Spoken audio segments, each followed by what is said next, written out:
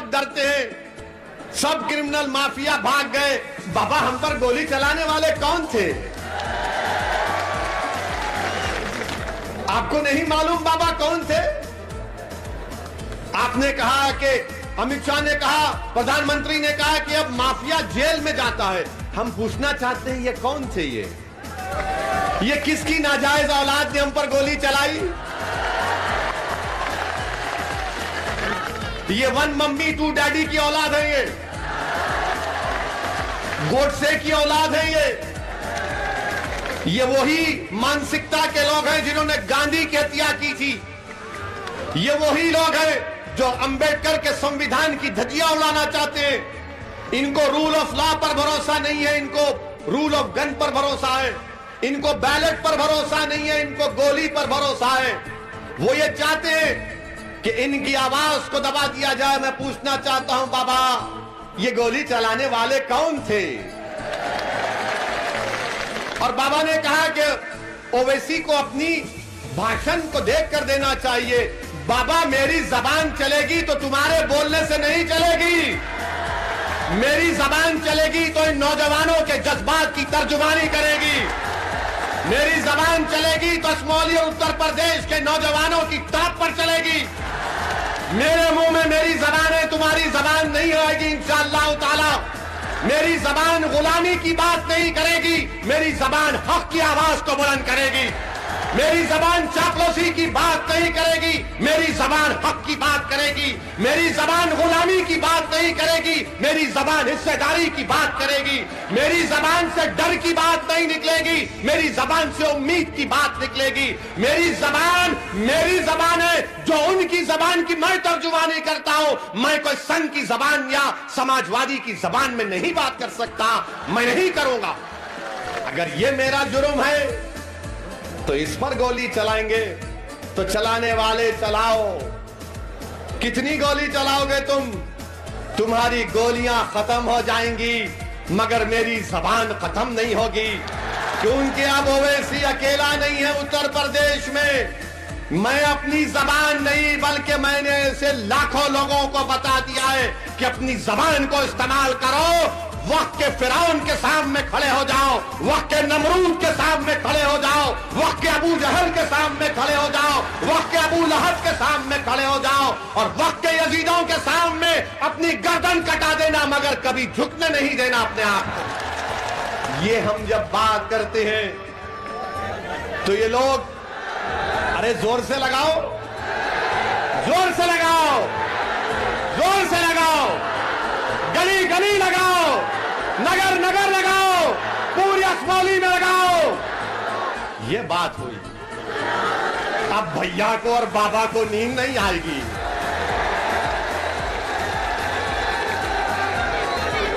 अब आप सुनिए, गोली चली तब भी इतनी जबान चल रही है।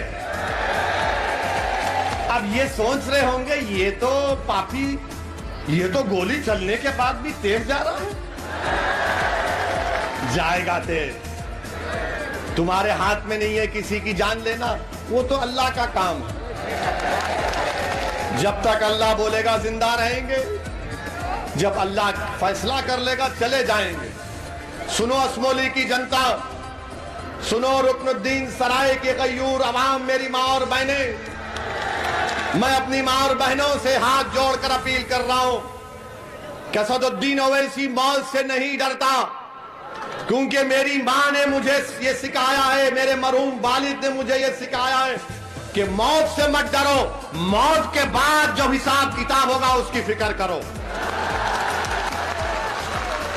जब हिसाब किताब होगा पूछा जाएगा कि बताओ असदुद्दीन, तुमको दुनिया में इज्जत दी गई, मुकाम दिया गया, तुमने उसको कैसे इस्तेमाल किया?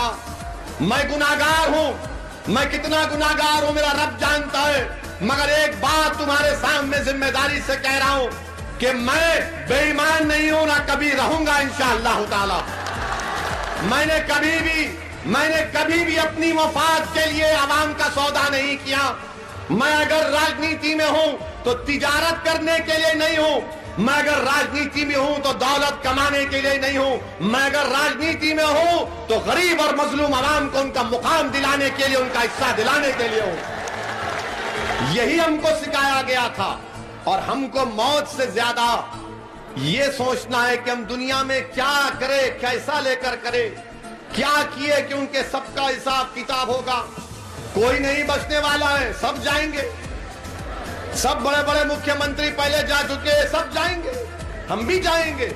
मगर इंशाअल्लाह ताला जब जाएंगे तो हशर के मैदान में मैं अपनी मां को शर्मिंदा नहीं करूंगा इंशाअल्लाह ताला। मैं अपने बाप को शर्मिंदा नहीं करूंगा इंशाअल्लाह ताला। वो हशर का मैदान होगा तो हसनैन करीमैन रहेंगे, हौज़े कौसर भी होगा इंशाअल्लाह ताला। मेरे अजीज दोस्तों और बुजुर्गों, हम कमली वाले की उम्मत हैं, हम कमली वाले की उम्मत हैं और हमको डरने और घबराने की जरूरत नहीं है। अल्लाह हमारे लिए काफी है। जीने जिएंगे अल्लाह के हुक्म से आए।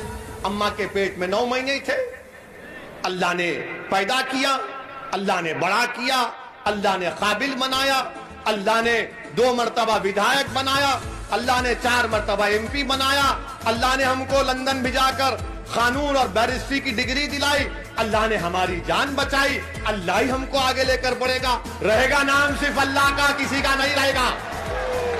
ये हमारा मामला। मेरे अजीज दोस्तों और बुजुर्गों, इसीलिए हम आपसे अपील करने आए हैं, खास तौर से आपसे बोल रहे हैं कि आप मुत्तहदा अपने वोट का इस्तेमाल करिए।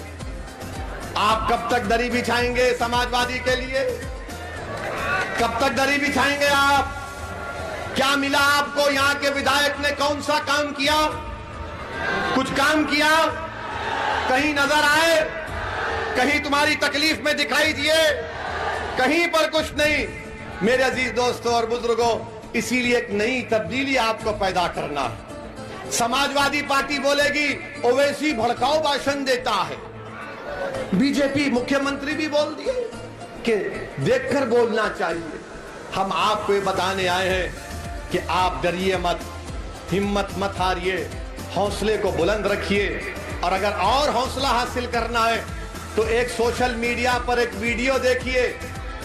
कर्नाटका में एक बच्ची हिजाब पहनकर मोटरसाइकिल रखकर अपने कॉलेज को जाती है तो 25-30 नौजवान उसके करीब आकर नारे लगाते हैं, उसको डराते हैं। उस बच्ची ने जो बहादुरी का काम किया, उस बच्ची ने उन तमाम के तरफ देखकर कहा अल्लाहु अकबर। उस बच्ची ने नारा लगाया तो सब ठहर गए। फिर से कहा अल्लाहु अकबर, 3 मरतबा कहा उसने।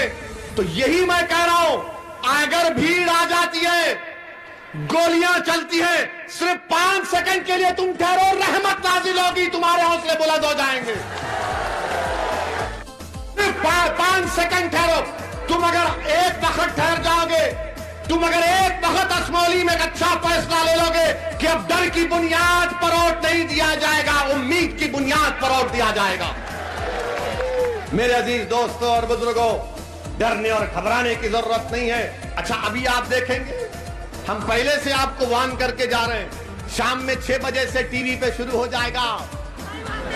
मुस्लिम महिलाओं को बुर्का और हिजाब के नाम पर दबाया जाता है। अरे तुमको कब से मोहब्बत हो गई? मैं क्या पहनता हूं, मेरी बेटी क्या पहनती है, मेरी बीवी क्या पहनती है, उससे आपको क्या मतलब? आपको कुछ नहीं पहनना, मत पहनो, मेरे को क्या करना है? क्योंकि सुप्रीम कोर्ट का जजमेंट है। बोलेंगे इसने भड़काऊ बात की, जाहिल लोग। पुट्टू स्वामी का जजमेंट है। पुट्टू स्वामी जजमेंट में सुप्रीम कोर्ट ने कहा कि कौन क्या खाता है, कौन क्या पहनता है, वो तुम्हारी जिम्मेदारी। अब तो सुप्रीम कोर्ट ने 377 को भी बर्खास्त कर दिया। सुप्रीम कोर्ट ने कह दिया कि right to choice is a fundamental right, यानी आपकी पसंद क्या है वो आपका बुनियादी हक है। अगर हमारी बच्चियां बुर्का निकाब पहनती हैं तो आपके पेट में क्यों दर्द हो रहा है? अगर असदुद्दीन ओवैसी भारत की पार्लियामेंट में दाढ़ी और टोपी पहनकर जा सकता है तो क्या मेरी बेटी हिजाब और निकाब पहनकर स्कूल क्यों नहीं जा सकती? क्यों नहीं जा सकती? और आप कहते कि मुसलमान पीछे हो रहे हैं, पढ़ते नहीं है, पढ़ाते नहीं है। अरे अब तो पढ़ना चाह रहे ना। अच्छा अशमोली की बात करो, कितने स्कूल खोले मैडम, कितने स्कूल खोले, कितना कॉलेज खोले, अस्पताल, रोड बनवाई। फिर क्या करोगे? 14 तारीख को आसमान पर पतंग दिलाना है तुमको, खींचना है, ये काम करना है। ये आपका बेटा है, इसको उठा लो, इसको आसमान पर पहुंचा दो, तुमको उठा लेगा।